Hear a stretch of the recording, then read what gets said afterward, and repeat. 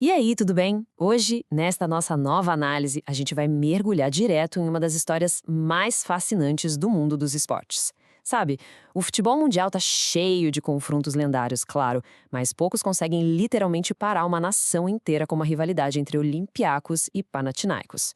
O negócio é tão grandioso que a CNN americana cravou esse jogo no top 10 das maiores rivalidades do futebol de todos os tempos. E olha, não é difícil entender o porquê. Estamos falando de um choque de identidades que vai muito, mas muito além das quatro linhas do campo. Bom, vamos direto ao ponto. Dá só uma olhada nessa citação. Em 2014, a BBC chamou esse confronto de o derby mais louco da Europa. E quer saber? Essa descrição simplesmente acerta na mosca. Ela captura perfeitamente aquela intensidade extrema, quase inacreditável mesmo, dessa partida. Para quem vê de fora, esse fervor todo pode até parecer ficção, coisa de cinema, né? Mas a paixão ali é palpável e a atmosfera de cada jogo é tão elétrica que prova, sem sombra de dúvida, que a realidade aqui supera qualquer exagero. A nossa jornada de hoje vai passar por 4 etapas rapidinhas. Primeiro, a mãe de todas as batalhas. Depois, a gente volta no tempo com origens e a divisão de classes. Em seguida, vamos para os dados em domínio em números e a gente fecha com um império poliesportivo. Seção 1, a mãe de todas as batalhas. A pura intensidade do maior derby da Grécia. Então, para contextualizar, esses dois gigantes não apenas dividem o espaço urbano ali na região de Atenas, eles batalham o tempo todo pelo título de maior clube de toda a Grécia. E o nome oficial do confronto é quase poético: o Derby dos Inimigos Eternos.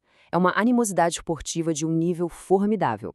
Atrai multidões gigantescas, não só para os jogos domésticos, mas também nas competições continentais. O pessoal também chama de a mãe de todas as batalhas, porque cada centímetro da arquibancada respira uma adrenalina pura. Mas a gente precisa olhar para o cenário completo aqui de forma totalmente imparcial. Toda essa intensidade emocional acaba muitas vezes transbordando para atos de hooliganismo que infelizmente ofuscam o esporte.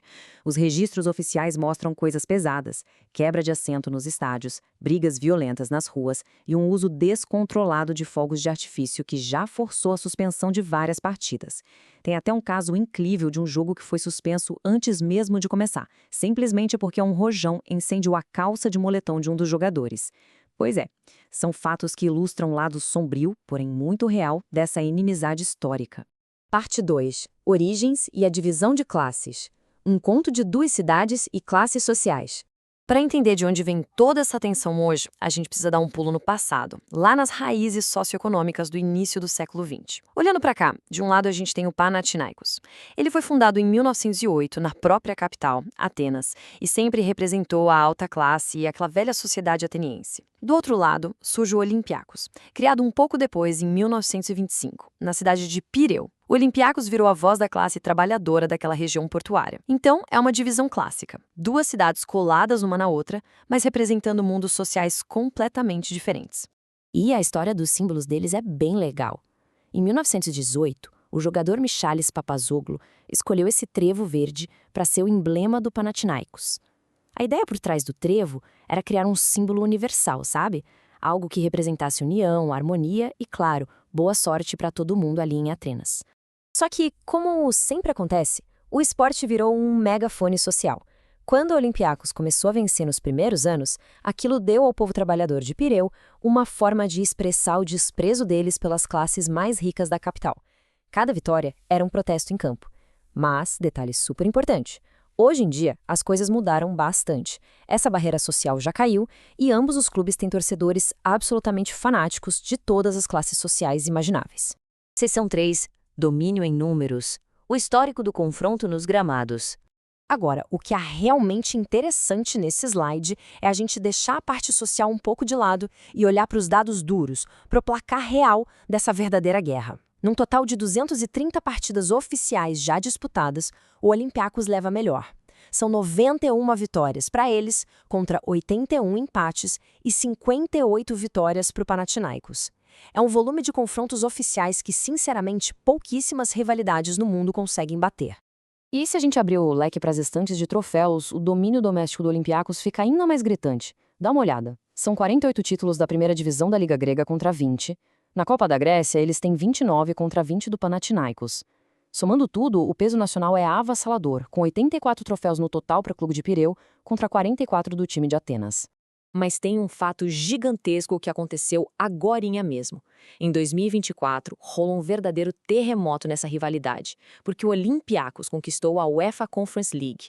Com isso, eles simplesmente se tornaram o primeiro time grego na história a vencer um título oficial da UEFA. Foi um marco absurdo que acabou mudando muito a balança do prestígio europeu a favor do Olympiacos. Por outro lado, para sermos justos, o legado histórico do Panathinaikos na Europa é profundo e intocável. Eles brilharam nos palcos continentais bem antes. O ponto altíssimo foi lá em 1971, quando o time chegou na final da gigantesca Copa da Europa, no mítico estádio de Wembley. E depois, em 1996, mostraram força de novo, chegando nas semifinais da moderna Champions League. Então eles têm essa tradição europeia muito enraizada na identidade. E já que estamos falando de história, olha só esse placar: 8-2. Isso mesmo, essa foi a maior goleada já registrada nesse derby em toda a história. Aconteceu lá em 1930, quando o Panathinaikos enfiou 8 gols no seu eterno rival.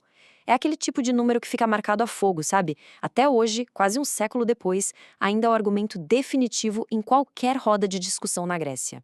Isso ilustra de forma brilhante a loucura que é essa rivalidade. 74.452. Esse foi o número absurdo de pessoas que lotaram cada cantinho do Estádio Olímpico de Atenas em 1984. O mais irônico de tudo, adivinha? O jogo terminou num dramático 0-0.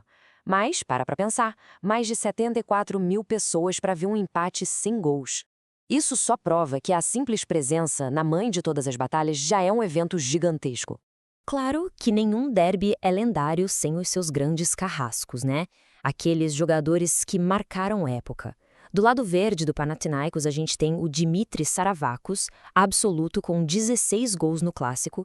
Já pelo Olympiacos, o terror das defesas foi o Giorgos Sideris, que balançou a rede 13 vezes. São os caras que literalmente definiram o sucesso de toda uma geração. Quarta e última parte, um império poliesportivo. A rivalidade sangra para além dos gramados. Acontece que o futebol, por incrível que pareça, é só a pontinha desse iceberg colossal. Lá no começo, os fundadores do Panathinaikos tiveram essa chamada ideia panathenaica de criar um clube de várias modalidades, não só futebol. E óbvio, o Olympiacos foi lá e fez a mesmíssima coisa. O resultado, bom, hoje o derby dos inimigos eternos acontece nas quadras de basquete, no vôlei, no polo aquático, no tênis de mesa, no atletismo e até, acredite se quiser, nos esportes e nos esportes em cadeira de rodas. Onde tem competição, o clima pega fogo. E lembra daquele domínio absoluto do Olympiacos no futebol nacional que a gente acabou de ver? Pois é, quando a bola quica na quadra de basquete, a história se inverte completamente. O Panathinaikos construiu um império indiscutível e super global no basquete. Eles ostentam nada menos que 7 títulos da Euroleague, uma Copa Intercontinental e impressionantes 40 campeonatos da Liga Grega. É um contraste gigantesco que alimenta ainda mais o debate infinito entre os fãs. Chegando ao fim deste nosso explainer de hoje, a gente viu de tudo. Paixão indomável, números absurdos e o choque de duas realidades. O que me leva a uma pergunta final bem instigante. A gente sabe que hoje em dia, as diferenças sociais que originaram tudo isso já praticamente não ditam as regras das arquibancadas. Então, quando essas divisões de classe somem, será que o derby mais louco da Europa sobrevive só pelo peso incalculável da sua própria história? É uma reflexão fantástica para levarmos adiante. Muito obrigada pela companhia nesta imersão e até a próxima análise.